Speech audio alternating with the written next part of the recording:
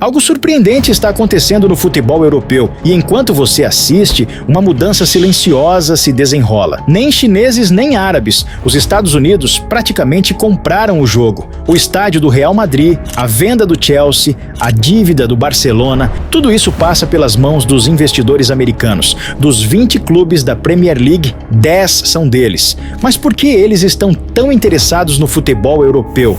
A verdade é que eles, antes de qualquer outro, descobriram algo que está prestes a acontecer no futebol e que irei te mostrar agora.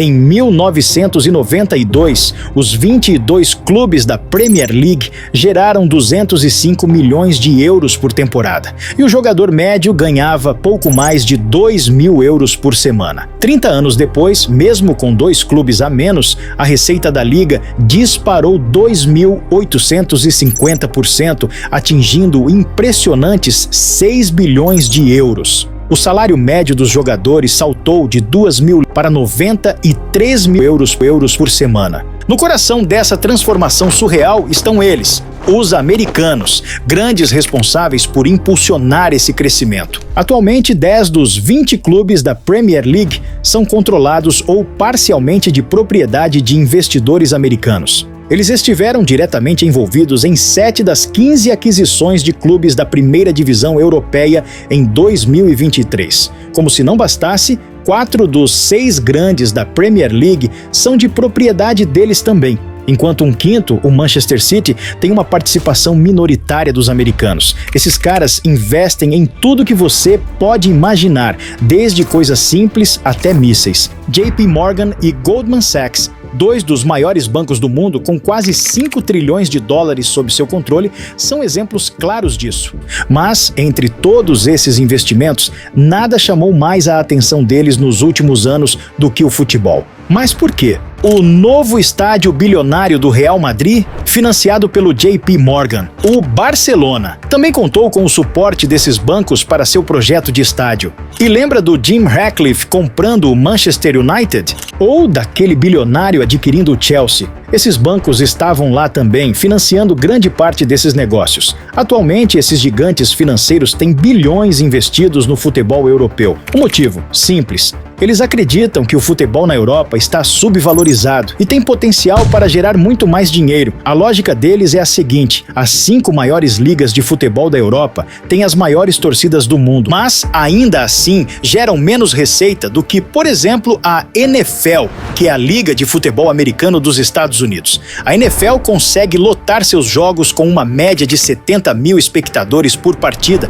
enquanto a Premier League, a principal liga da Inglaterra, atrai cerca de 40 mil por jogo. Isso não quer dizer que a NFL é mais popular, mas sim que os estádios de futebol na Europa são menores. Os americanos veem o futebol como um negócio lucrativo. Já os europeus já veem isso como cultura, como uma paixão. A estratégia deles é clara: injetar dinheiro pesado e transformar o futebol europeu não apenas na construção de estádios maiores e multifuncionais que podem sediar diferentes eventos e gerar ainda mais receita, mas também nos próprios times e na aquisição de direitos de TV. Imagine só, o Super Bowl atrai 200 milhões de espectadores e ganha uma fortuna em direitos de TV. E o El Clássico, com 3 vezes mais audiência, não chega nem perto desse faturamento. É aí que JP Morgan e Goldman Sachs viram uma oportunidade. Eles acreditam que os direitos de TV do futebol europeu estão subvalorizados e que há muito espaço para crescimento. Em 2021, a La Liga fechou um acordo com a CVC e o JP Morgan, garantindo 2 bilhões de euros em troca de 8% da receita futura de TV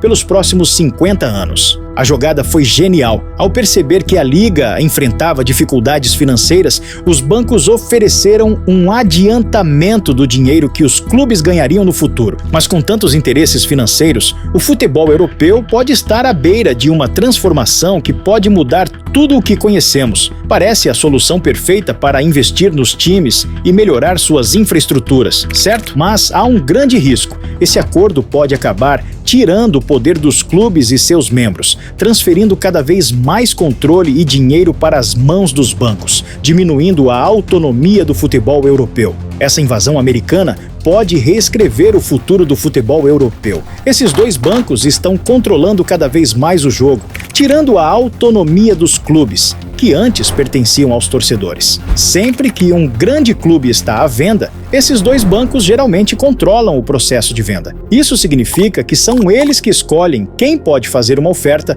com quem vão negociar e até em qual momento. Embora eles digam que agem de forma imparcial, eles podem aprovarem ou rejeitarem um pedido de empréstimo. Sendo assim, podem decidir, na prática, quem será o novo dono do clube. Este não é o primeiro, e provavelmente não será o último, grande investimento dos Estados Unidos no futebol de clubes europeus. Recentemente, a Inter de Milão se tornou o 7º clube da Série A italiana a cair nas mãos de investidores americanos. Esse domínio é tão impressionante que, dos 48 clubes das 5 grandes ligas europeias, 24 são controlados por americanos. Para se ter uma ideia da diferença, o segundo grupo mais presente é o dos chineses, que controlam apenas 4 clubes, ou seja, 20 a menos que os americanos. Isso mostra o quão agressiva e abrangente é a estratégia dos Estados Unidos no futebol europeu. Investidores americanos estão percebendo que há uma brecha gigante no futebol europeu que possibilita a eles a encherem os bolsos de dinheiro. Desde o início dos anos 2000, vários clubes europeus passaram por crises financeiras. Esses desafios financeiros permitem que alguns clubes sejam comprados a valores relativamente baixos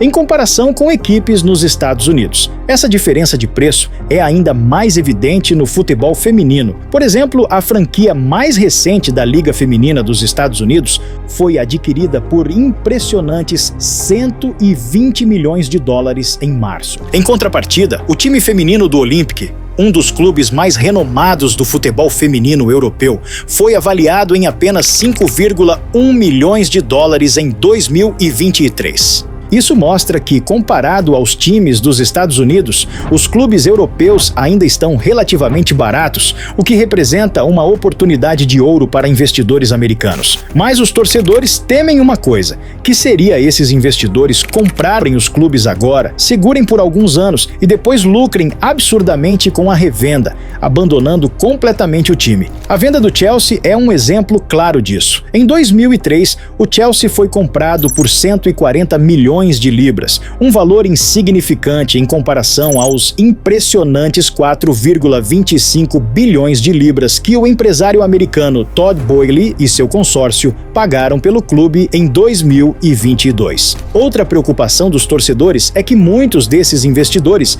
já possuem equipes nos Estados Unidos, seja na NFL, NBA ou Major League Soccer, ligas que não têm rebaixamento. Esse é um desafio que eles enfrentarão no futebol europeu, onde o rebaixamento é uma realidade. Isso pode acabar prejudicando ambos os lados. Os investidores, que não estão acostumados a lidar com essa pressão, e os clubes, que podem sofrer com decisões financeiras que priorizam estabilidade em vez de performance esportiva, colocando em risco o sucesso em campo. No futebol europeu, o domínio é dos americanos. Já no futebol brasileiro, apenas 2 empresários praticamente controlam o cenário nacional. Para se ter ideia, mais da metade das maiores transferências do futebol brasileiro passam por esses 2 empresários. Quer saber como essa tendência também pode impactar o futebol brasileiro? Confira no card acima ou assista ao vídeo à direita da tela para ver como isso afeta o jogo que você ama.